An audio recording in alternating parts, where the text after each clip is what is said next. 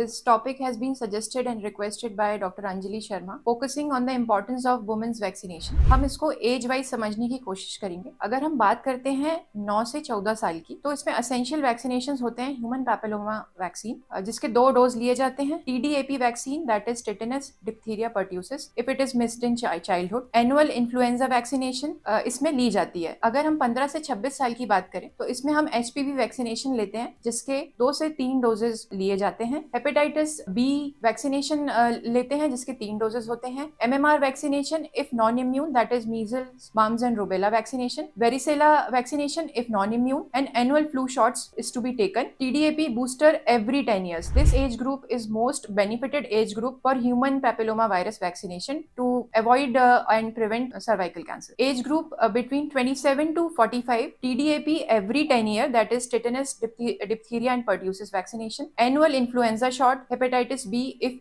unvaccinated. HPV catch up till 45 if your physician suggested. MMR and varicella vaccination if non-immune and non-pregnant. This is the perfect time for pre-pregnancy vaccination planning. If you are a pregnant woman, then please kindly avoid MMR, varicella and HPV vaccination. Take the safe and recommended vaccinations, that is TDAP, that is tetanus, diphtheria and pertussis between 27 to 36 weeks. Take influenza shot and hepatitis B if required.